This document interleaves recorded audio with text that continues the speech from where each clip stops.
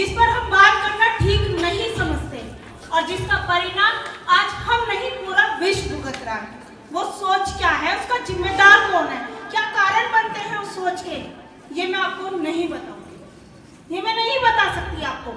जो सस्पेंस है उसको इतनी जल्दी से खत्म नहीं कर सकती, आपको सोचना पड़ेगा इस चीज के लिए, अभी भी आपको सोचना पड़ेगा। और आपकी इस सोच में मदद करेंगे मेरे छोटे छोटे रोल प्ले। मैं चाहूंगी आपसे, जब राम जी ने समुद्र से रास्ता मांगा था ना और 10 दिन तक वो बैठे रहे थे, समुद्र ने रास्ता नहीं दिया था, तब उन्हें भी चुप्पी तोड़नी पड़ी थी। जब भरी सभा में द्रौपदी का चीरहरण हो रहा था, जब श्री कृष्ण को भी वहां पर आकर अपनी चुप्पी तोड़नी पड़ी थी, बचाना पड़ा था उन्हें। समय समय पर तोड़ना जरूरी है। जब खामोशी से शोर आने लगता है ना, तब वो तोड़नी जरूरी हो जाती है। इसलिए मैं आपसे कहती हूँ कि आप बिल्कुल धैर्यपूर्वक इन छोटे छोटे रोल प्ले को देखें, समझें और फिर हमें समझाएं कि आज जरूरत क्यों थी, क्यों ये बोला गया कि चुप मत रहिए। Thank you.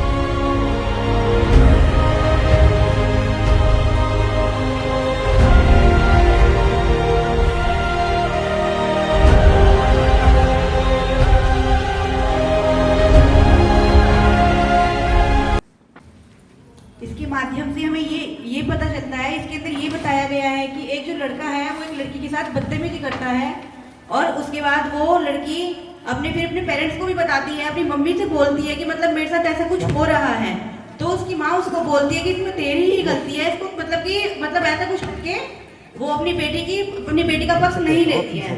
और फिर एंड टाइम में क्या होता है कि वो मतलब दोबारा फिर करती है, माँ को अपनी 2-3 बार बताया उसने, बट वो इस बात को नहीं समझती उसकी माँ। एंड टाइम पे उसने क्या किया, वो अपनी खुदकुशी कर लेती है, सुसाइड कर लेती है। इसमें इसके माध्यम से ये पता चलता है। जी मैम, आपने जो रोल प्ले था उसको एज अ शैडो के अंदर हमें रखना पड़ा।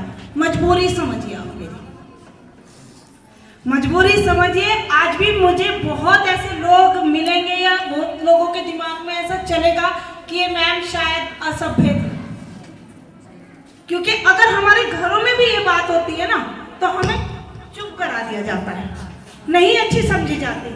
लेकिन अब ये घुटन बन गई हमारे लिए, और आज इसलिए ये सेमिनार करना पड़ा, जरूरी हो गया था। मैं आपको बताना चाहूंगी, जो रोल प्ले हुआ वहां पर कुछ लड़कियां खेल रही थी। एक इंसान आता है जो कि परिचित था तभी बच्चियां उसे नमस्कार भी करती हैं।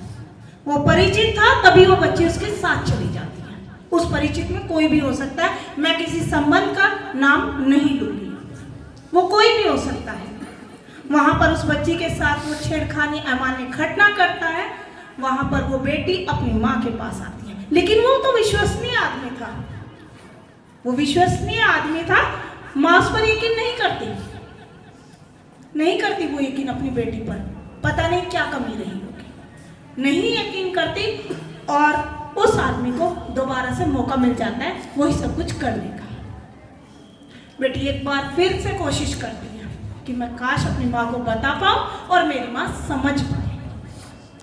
बेटी फिर से अपनी माँ के पास आती है, लेकिन माँ नहीं, माँ तो अंधविश्वास की, माँ तो विश्वास की पट्टी बांधी थी। पता नहीं क्यों उसे अपनी बच्ची पर विश्वास नहीं हुआ।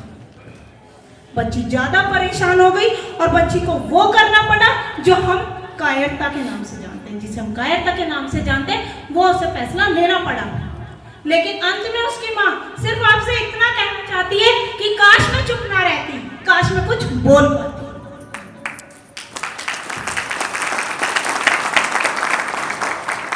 मैं क्षमा चाहूंगी आपसे, ये ऐसा टॉपिक नहीं है कि आप मेरे लिए तालियां बजाएं, मैं नहीं चाहती। मैं किसी के लिए भी नहीं चाहूंगी कि आप अभिवादन करें, नहीं। यहाँ पर एक दुख के बारे में बात हो रही है, घुटन के बारे में बात हो रही है, किसी जो इस धरती का वजूद है उनकी सुरक्षा को लेकर बात हो रही है। और ऐसा नहीं कि सोच यहीं तक सीमित है, सोच बहुत है। धीरे धीरे उन सब सोच पर से आज पर्दा उठाएंगे। इसी आगे जितनी भी सोच है सब पर सबके अलग अलग विचार होते हैं। मेरे विचार अलग हैं, आप लोगों के विचार अलग हैं। आप अपने विचार मुझे बताइए, मैं आपको अपने विचार बताऊंगी, तभी तो आज ये जो सेमिनार हुआ है तभी सफल होगा। आप मुझे सुनने नहीं आए, आप अपनी बात भी कहने आए। आपको अपनी बात भी रखनी होगी। अगर कोई मेरी बात बुरी लगती है, कोई मेरा प्ले आपको बुरा लगता है, तो आप मुझे बोल सकते हो कि मैम आपने यहाँ गलती की। लेकिन मैं जहां तक समझती हूँ मैंने कोई गलती नहीं की, मैंने कोई गलती नहीं की। मैंने तो अपने परिवार के साथ मिलकर, पूरे SNIC परिवार के साथ मिलकर वो हिम्मत दिखाई है जो जिसे पहले दिखा देना चाहिए था, जो शुरू हो जाना चाहिए था बहुत पहले। अब पूछना चाहूंगी आपसे, कैसी सभ्यता है जो हमारे पैरों में बेड़ियों का काम कर रही है? कुछ भी हो जाए, हम चाहे कितना भी कुछ करें, पर हमें कहा जाता है चुप रहो। क्यों? गलती क्या है हमारी? आप बताइए मैम, अक्षरा की मम्मी आप बताओ, क्या गलती है हमारी? क्यों सहन करें हम सब कुछ? बताइए मैम, क्या जिंदगी के हर मोड़ पे हमें कहा जाता है ना कि बेटा चुप हो जाओ, कर लो? बिल्कुल कहा जाता है, लेकिन शुरुआत तो हमसे करनी पड़ेगी। होता है ना मैम, घुटन बनती है ना, कई बार ऐसा मन करता है कि निकल जाओ, मत जियो ये लाइफ। यहाँ पर बैठी हर औरत से पूछना चाहूंगी जो इस बात को एग्री करती है ना कि हाँ जिंदगी के किसी ना किसी मोड़ पर इतनी घुटन बन गई थी कि मत जियो, ऐसा टाइम आपकी लाइफ में अगर आया है तो आप हाथ ऊपर कर लीजिए अपना।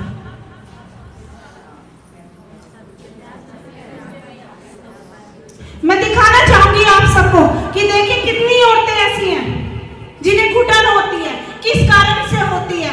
समझिए उन बातों को, समझिए उन एहसास को क्योंकि जो ये बैठी हुई है इसलिए हमें अपनी जिंदगी भारी लगने लगे, हम नहीं चाहे जीना। इसी चीज को आगे बढ़ाते हुए मैं आपको अपना दूसरा रोल प्ले दिखाना चाहूंगी। उसको भी जैसे आपने पहले बहुत अच्छे से समझा, उसे भी आप बहुत अच्छे से समझें।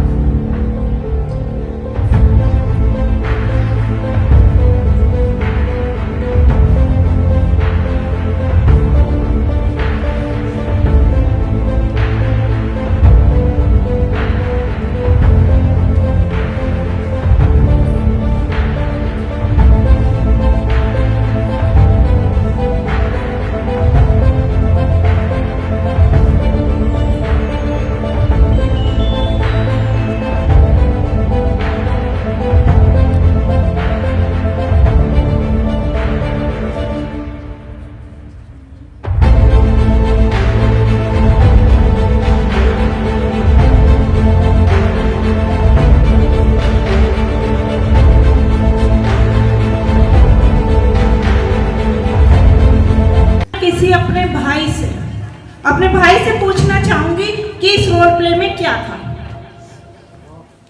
आप में से कौन बताना चाहेगा? सर आप बताएंगे।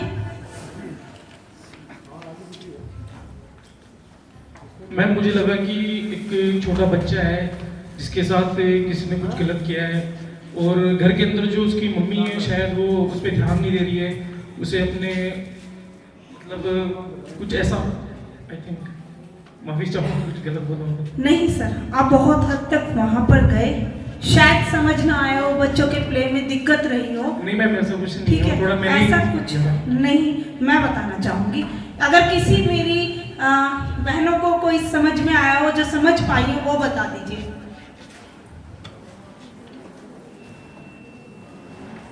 वेस्टर्न क्लोथ पहने घूम रही थी, जो थोड़े छोटे कपड़े पहनकर घूम रही थी, उसके लिए बात बन रही थी। उसके लिए हमारा समाज बात बना रहा था कि अगर इसके साथ कुछ गलत होगा तो इसके कपड़े जिम्मेदार होंगे, ये जिम्मेदार होंगी।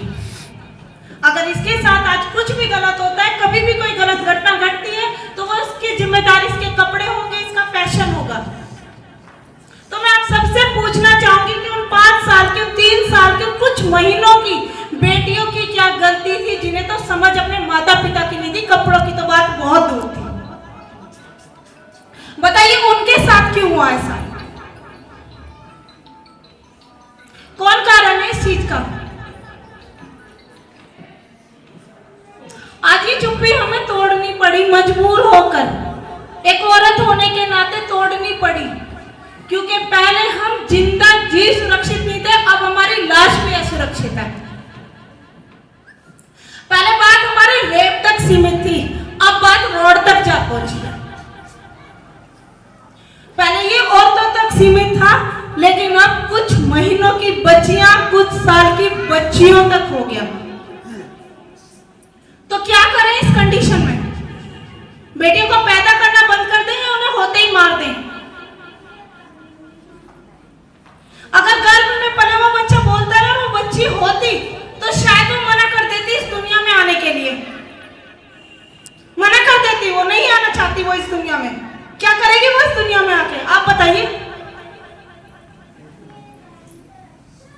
ऐसा नहीं है कि सारा ही समाज गलत है, कुछ दरिंदों की वजह से, कुछ दरिंदों की वजह से आज पूरी पुरुष समाज शक के कटघरे में खड़ा हो गया है। अगर कोई किसी को प्यार से, वैसे भी प्यार से बुलाता है ना, तो उस पर भी शक किया जाता है, क्यों हो गया हमारा समाज ऐसा? हमें विचार करना पड़ेगा इन सब चीजों पर, हमें सोचना पड़ेगा। पहले इतिहास में हमारे साथ ऐसा नहीं होता था, बहुत सम्मान का दर्जा दिया जाता था हमें। और वो धीरे धीरे धीरे, कैसी आधुनिकता है ये आधुनिकता है ही नहीं, जहां पर सिर्फ चुप करना सिखाया जाता है। अगर रानी लक्ष्मीबाई को चुप करा दिया जाता तो कौन जानता उन्हें? क्यों बनती वो पोयम की खूब लड़ी मर्दानी में, तो झांसी वाली रानी थी, नहीं लड़ती वो। अगर उन्हें नहीं सिखाया जाता, पहले लड़कियों को भी सब चीजें सिखाई जाती थी और जो कि जरूरी था, और तभी वो आज तक इतिहास में है। इसी सोच पर अपने विचार प्रकट करने के लिए मैं अपनी ही एक सहेली को बुलाना चाहूंगी, मीनू शर्मा। कैसा सभ्य समाज है हमारा ये, कैसा सभ्य समाज है हमारा ये, आप बताइए, क्या ये सभ्य है? अगर कोई हाँ करता है तो अपने हाथ ऊपर कर लीजिए, क्या ये सभ्य समाज है? किसी ने नहीं किया, तो इसका मतलब सभ्य है ही नहीं। लेकिन हम बना सकते हैं ना, किस्मत पर कुछ नहीं छोड़ा जा सकता। किस्मत बनाने के लिए हमें कर्म करना पड़ता है। अगर सामने खाना रखा हुआ है ना, तो उसको पेट तक पहुंचाने के लिए हमें हाथ भी चलाना पड़ेगा, अपने मुंह भी चलाना पड़ेगा, तब वो हमारे पेट तक जाएगा। अगर हमें इसे समाज को ठीक करना है ना, तो उसकी पहल भी हमें ही करनी पड़ेगी, कोई अलग से नहीं आएगा। उसके लिए हमें खड़ा होना पड़ेगा कि कोई भी आकर ये ना कह दे कि तुम्हारी बेटी के साथ ऐसा हो गया, तुम्हारी बहन के साथ ऐसा हो गया। नहीं, हम हैं उनके साथ कभी गलत हो ही नहीं सकता। कहा जाता है, घर में हम सभी को बोल देते हैं, अपने बच्चों को मैं भी बोल देती हूँ कि मेरे लिए तो दोनों बच्चे समान हैं। आप भी बोलते हो, बोलिए, आप सब एग्री करते हो ना इस बात को? तो क्या समान दर्जा देते हो आप? अब बोलिए हाँ देते हो। तो ठीक है, रात को 9 बजे जब लड़का बाहर जाता है ना, तो लड़की को भेजो। जब समान दर्जा दिया आपने, तो फिर लड़की को क्यों रोका गया? बताइए, कैसा समान दर्जा है हमारे साथ? लड़कियों को कहा जाता है कम बोला करो, तुम्हें पराया घर बसाना है, कम बोलो, ठीक है? इस लड़के को क्यों नहीं सिखाया जाता? वो गली के नुक्कड़ पे खड़ा रहेगा, दूसरे की बहन बेटियों को तकेगा, लेकिन उसको नहीं कहा जाता कि तू भी घर रह। अगर उसे घर रखा जाता तो शायद ये जो गली नुक्कड़ पे, चौराहे पे घटनाएं होती है ना, ये ना होती। अगर हमें उसे बताया गया ना कि घर तेरा भी है, तेरा भी काम है। रोटियां बनाना भगवान ने नहीं लिखा, किसी किताब में नहीं लिखा गया कि रोटियां सिर्फ लड़की बना सकती है, लड़के नहीं बना सकते। हम औरतें पूरा दिन काम करती है, पूरा महीना काम करती है, पूरा साल काम करती है। और शायद आप लोगों को बुरा लगे, मैं आपसे माफी मांगती हूँ उस चीज के लिए पहले ही। शायद आपको बुरा लगे, लेकिन छुट्टी जिस दिन होती है, क्या आप काम करते हो? आप आराम करते हो। हमें आराम नहीं चाहिए क्या? हमारे तो वही हाथ पैर हैं जो आपके हैं। क्यों फिर ऐसी सोच डाली जाती है कि तू लड़की है, तू कमजोर है? भगवान ने हमें कमजोर नहीं बनाया, हमने कमजोर बना दिया अपनी सोच को। ये कहकर लड़की है, लड़की है, लड़की है, और वो सोच हम पर इतनी हावी हो जाती है कि हम खुद ये समझ बैठते हैं, हाँ हम कमजोर हैं। क्यों भाई? किस चीज से कमजोर है? लड़कों के 2 नाक होती हैं, 4 आंखें होती हैं? नहीं, उतनी होती हैं। बस हमारी सोच हमें ऐसी कर देती है, हमें सिखाया जाता है। क्यों नहीं सुनते हम बच्चों की? हाँ, क्यों बच्चे कोई गलत साबित ठहरा दिया कि तूने गलत किया होगा, तूने कपड़े गलत पहने होंगे?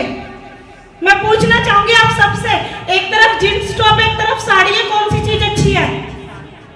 अगर बदन ढकने की ही बात है तो बताइए कौन सी चीज अच्छी है? जींस टॉप ठीक है? हाँ जी, 1 minute ma'am, 1 minute sir, sari ठीक है, लेकिन कहा जाता है बदन दिखाया जाता है, साड़ी में तो बहुत ज्यादा बदन दिखता है।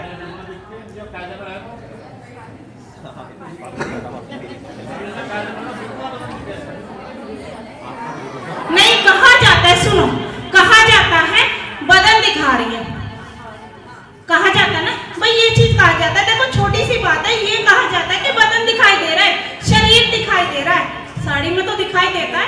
आज तो फैशन का जमाना है, ब्लाउज में भी कट लगते हैं, बैकलेस पहनते हैं, सोच सारी हमारी। कपड़े छोटे नहीं, सोच छोटी है। अगर मान लीजिए मैं रास्ते से जा रही हूँ, मेरा दुपट्टा इधर उधर हो जाए, सभ्य इंसान वही है, चाहे वो औरत हो या आदमी हो, कि अपना मुंह फेर ले। वो असभ्य है जो उसे देखेगा। कपड़ों की बात नहीं है। अब तो आप एग्री करते हैं मेरी इस बात से। अगर किसी कारण से मेरा एक्सीडेंट हो गया, मेरे कपड़े फट गए, अगर कोई लोग मुझे ढक देता है, वो सभ्य है। वो असभ्य है जो मुझे देखेगा। हाँ, वो असभ्य है जो मेरी वीडियो बनाएगा। और आपने भी देखा, अगर किसी का एक्सीडेंट होता है तो सबसे पहले मोबाइल निकलते हैं। सबसे पहले मोबाइल निकाल कर रखे जाते हैं, बनाया जाता है और फिर उन वीडियोस को पोस्ट भी किया जाता है। कोई ये नहीं देखता कि इसके भी घर वाले हैं, इसके भी घर वाले, वो देखेंगे, वो डांटेंगे इसको, जबकि उसकी तो कोई गलती नहीं है।